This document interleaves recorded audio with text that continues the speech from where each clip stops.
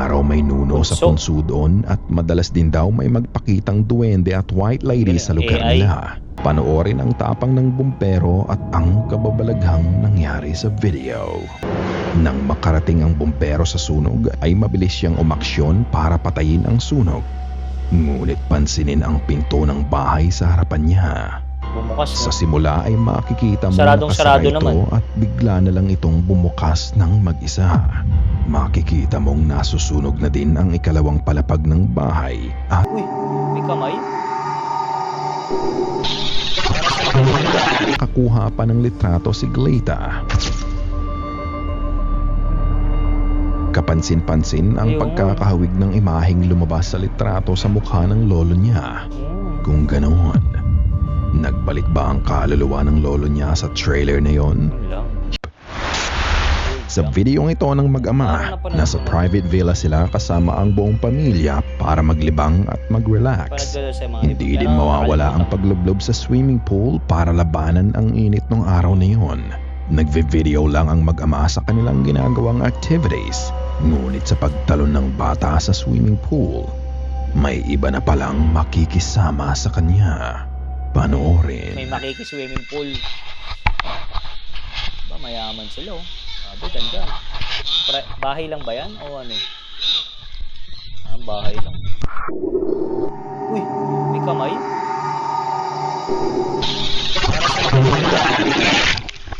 Pero parang siya lang naman.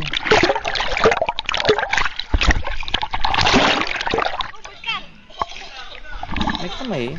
Wala naman tao. Ay, ayun, meron. Baka meron. Ay, namila lang ako.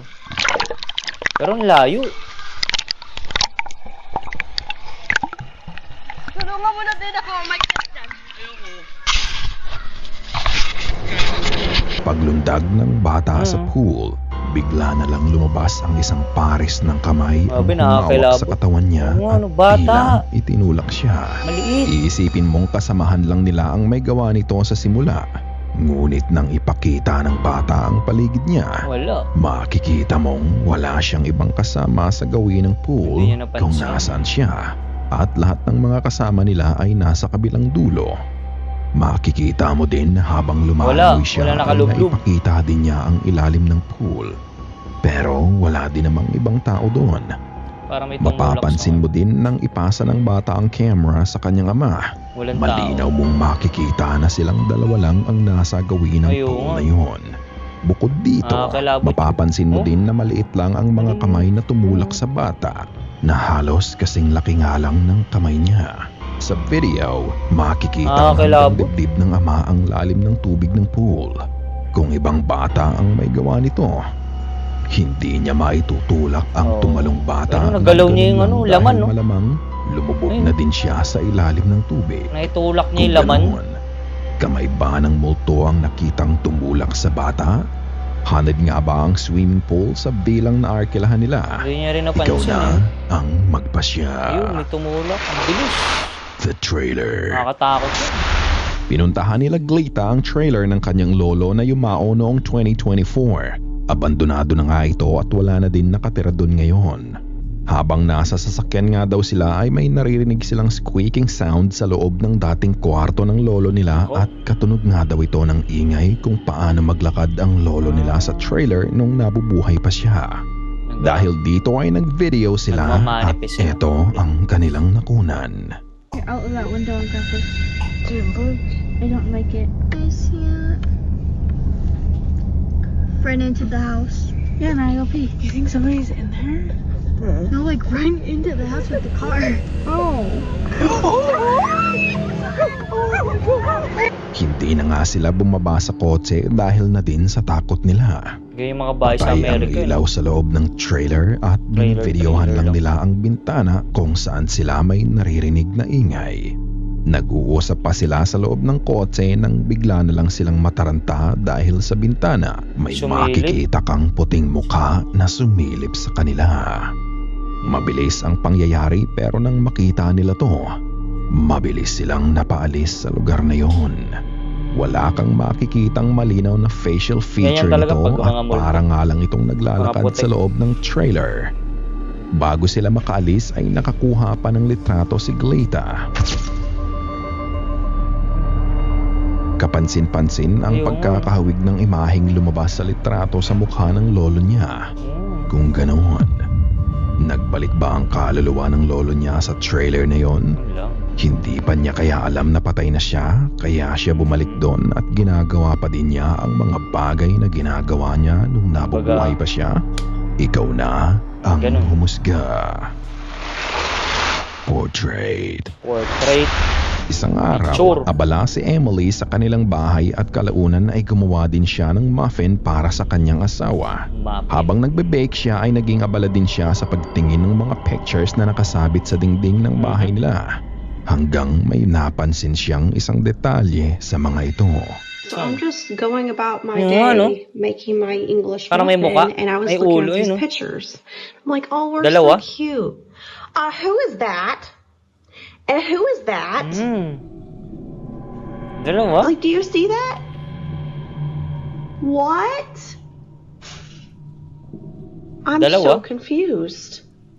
I'm so confused. What in the world? Posible naman di mo mapansin. How did these people get into our photo? Baka sa I'm like, pag-print yan. this is crazy. Sa una, parang wala namang kakaiba sa picture nila. Ngunit nang ituro niya ang napansin niya, makikita mo na bukod sa kanilang dalawa ay may iba pang mukha ang rumihistro sa picture. Ito ay mukha ng isa pang couple na hindi niya kilala. Ayon kay Emily, wala namang ibang mukha ang picture na yon nang ipadevelop nila to. Kaya imposibleng Baka sa double pag-print. exposure nga daw ang nangyari. Ngunit ang paliwanag ng iba, maaaring yon ay nanggaling sa frame mismo. Ayun. Binili nila Emily ang frame na ginamit Bumakat. nila dito sa isang thrift store. Ang posibleng nangyari nga daw ay dati itong photo na nakalagay sa frame na yon sa napakatagal na panahon Tapos bumakat at nagkaroon na ng image transfer sa salamin ng frame. Pero ano sa tingin mo? Is there something paranormal going on here kung paano bigla na lang nag-appear ang mukha ng ibang tao sa picture nila? O simpleng image transfer lang? Image transfer. Fire rescue. Fire Isang rescue. ka-goosebumps natin ang nagsuggest ng video na ito na nanggaling sa page ni Salado. Sent Salado. Ang asawa niya ay isang bumbero ng Task Force 559 at tuwing may papatayin silang apoy ay may suot-suot siyang body cam Body cam. para may document ang mga ginagawa nilang pag-apula sa sunog. At isa sa mga video niya, may napansin nga si Ariel at agad niyang ibinahagi ito sa atin. Panoorin ang tapang ng bumbero at ang kababalaghang nangyari sa video. Maliwanag pa.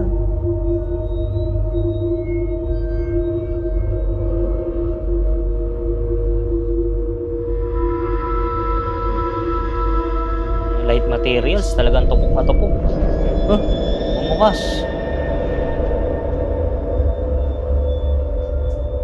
Baka sa hangin din. Nagsara. Lakas. Ay, baka sa hangin din. Nang makarating ang bumbero sa sunog ay mabilis siyang umaksyon para patayin ang sunog. Ngunit pansinin ang pinto ng bahay sa harapan niya. Bumukas Sa na. simula ay makikita mo Saradong-sarado nakasara ito naman. at bigla na lang itong bumukas ng mag-isa. Makikita mong nasusunog na din ang ikalawang palapag ng bahay at hindi na nga nagtagal. Bigla na lang din itong nagsara. Wala kang makikitang tao sa likod ng pinto o lumabas sa bahay nang mangyari to.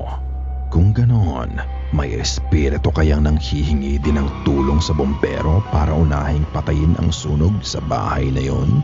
O maaaring air pressure lang to Baka dahil air sa pressure. malakas na apoy ng gusali? Kung ano man ang dahilan nito, maging espiritu man o air pressure, ang mahalaga ay ligtas nilang napatay ang sunog noon. At gusto ko lang sabihin na saludo ako sa mga kabayanihan ng ating mga Saludo. bombero dahil sa katapangang ipinapakita nila. The Unknown. Isa pang video ang ipinadala sa atin ng isa pa nating ka-goosebumps ang mapapanood ninyo. Ayon kay Rovi Cansado, ito ay kuha ng CCTV sa likuran ng bahay nila bandang 1:00 o 2:00 ng madaling araw. Dating araw may nuno sa punso doon at madalas din daw may magpakitang duwende at white lady sa lugar AI. nila. Kasalukuyang gising na ang ama niya nang may marinig itong ingay.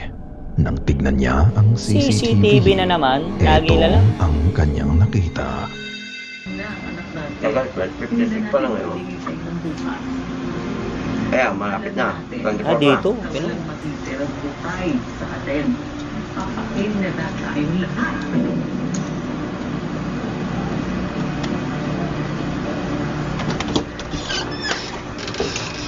Kaya, tingnan mo. Basta mag-react na yung ato, alam niyo na. Asan? Ayun, may lumabas.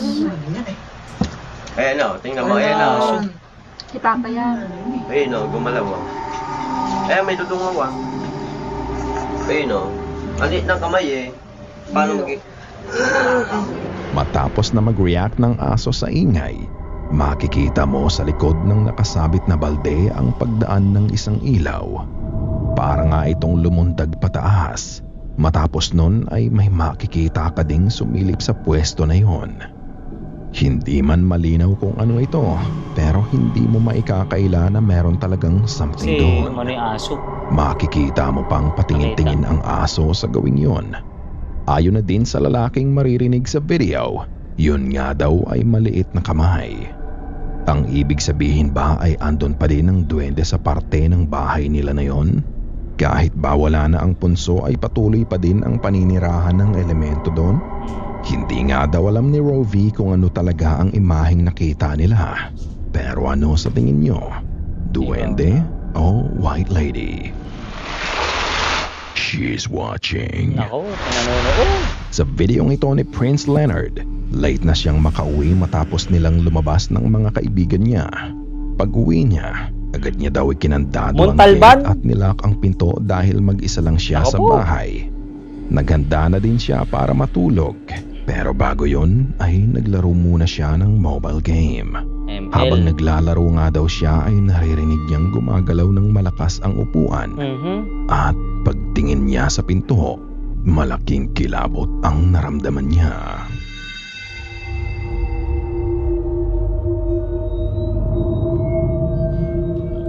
Nasa gaming chair, eh, no?